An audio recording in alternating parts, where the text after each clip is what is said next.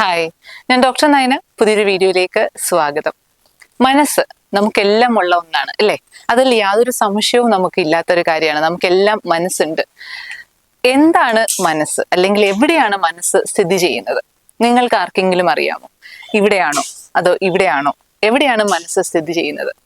ഇപ്പോ നിങ്ങളുടെ മനസ്സിലേക്ക് പല ഉത്തരങ്ങൾ വന്നിട്ടുണ്ടാവാം. അത് ശരിയാണോ അല്ലയോ എന്ന് നമുക്ക് ഈ വീഡിയോ കേൾക്കുന്നതിലൂടെ തീർച്ചയായിട്ടും മനസ്സിലാക്കാനായിട്ട് സാധിക്കും. മനസ്സും തലച്ചോറും പലപ്പോഴും നമ്മൾ ഇന്റർചേഞ്ചബിളി ഉപയോഗിക്കുന്ന കാര്യങ്ങളാണ്. അതായത് ബ്രെയിനും മൈൻഡും നമ്മൾ ഇന്റർചേഞ്ചബിളി ഉപയോഗിക്കാറുണ്ട്.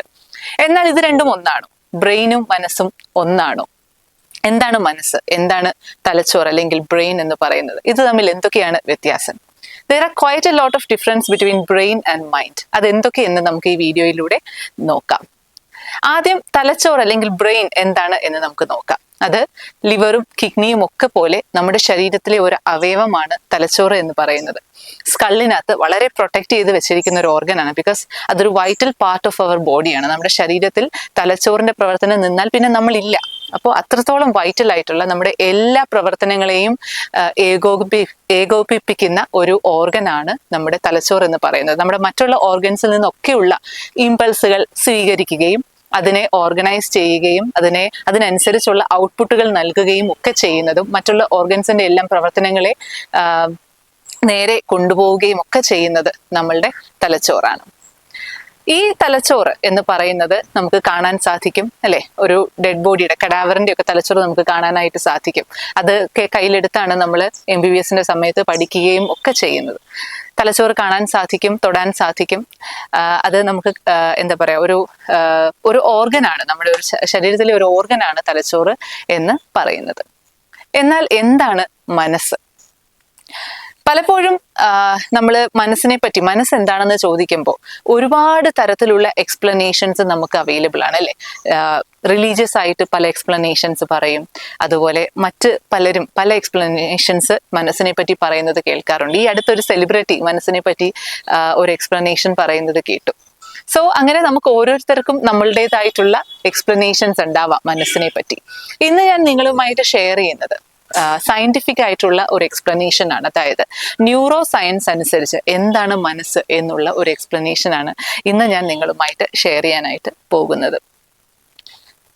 മനസ്സ് എന്ന് പറയുന്നത് നമ്മുടെ തലച്ചോറിന്റെ പ്രവർത്തനങ്ങളുടെ ഫലമായിട്ട് ഉള്ള ഒന്നാണ് എന്നുള്ളതാണ്. അതായത് ഒരു ഫങ്ഷണൽ എൻറ്റിറ്റി ഓഫ് ബ്രെയിൻ ആണ് മനസ്സ് എന്ന് പറയുന്നത്. Mind is what brain does എന്ന് നമുക്ക് പറയാനായിട്ട് സാധിക്കും.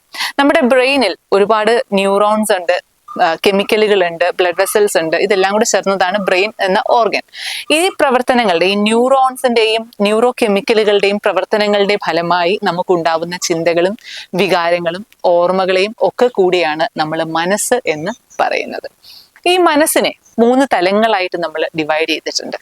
Conscious mind, sub conscious mind, unconscious mind. Conscious mind എന്ന് പറയുന്നത് ഇപ്പോൾ ഈ നിമിഷം നമ്മളുടെ ഉള്ളിലുള്ള വികാരങ്ങളും ചിന്തകളും ഓർമ്മകളെയുമാണ് നമ്മൾ കോൺഷ്യസ് മൈൻഡ് എന്ന് പറയുന്നത്.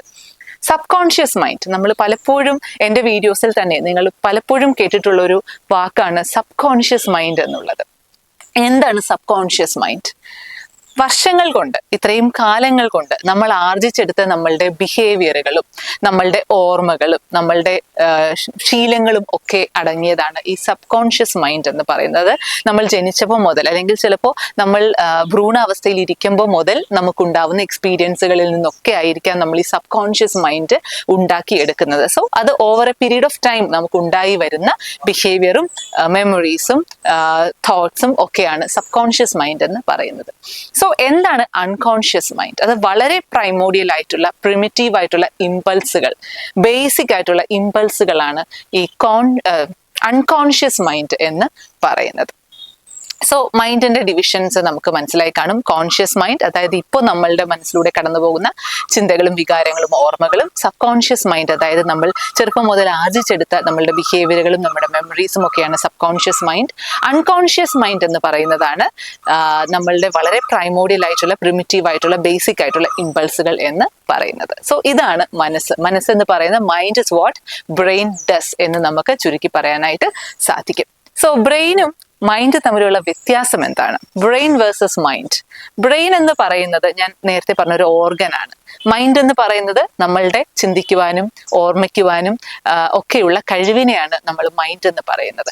അപ്പോൾ മൈൻഡ് എന്ന് പറയുന്ന ആ കഴിവ് നമുക്ക് ലഭിക്കാനായി സഹായിക്കുന്ന ഒരു ഓർഗനാണ് ബ്രെയിൻ എന്ന് പറയുന്നത്. Brain is made up of neurons, അതുപോലെ blood vessels and chemicals, neuro chemicals എല്ലാം കൂടെ ചേർന്നിട്ടുള്ള ഒരു കാര്യമാണ് ബ്രെയിൻ. പക്ഷേ മൈൻഡ് എന്ന് പറയുന്നത് ആബ്സ്ട്രാക്റ്റ് ആണ്. ബ്രെയിനെ നമുക്ക് കാണാനായിട്ട് സാധിക്കും, തൊടാനായിട്ട് സാധിക്കും, പക്ഷേ മൈൻഡ് നമുക്ക് അദൃശ്യമായിട്ടുള്ള ഒന്നാണ്. നമ്മളുടെ ഈ കഴിവിനെയാണ് നമ്മൾ മൈൻഡ് എന്ന് പറയുന്നത്. സോ ഈ വീഡിയോ നിങ്ങൾക്ക് ഇഷ്ടമായി എന്ന് വിശ്വസിക്കുന്നു. ഇതിലൂടെ നിങ്ങൾക്ക് സയന്റിഫിക് ആയിട്ടുള്ള ന്യൂറോ സയൻസ് അനുസരിച്ച് എന്താണ് മനസ്സ്, ബ്രെയിൻ, അതുപോലെ അത് തമ്മിലുള്ള വ്യത്യാസം മനസ്സിലായി കാണും എന്ന് വിശ്വസിക്കുന്നു. മറ്റൊരു വീഡിയോയുമായി കാണാം. ബൈ.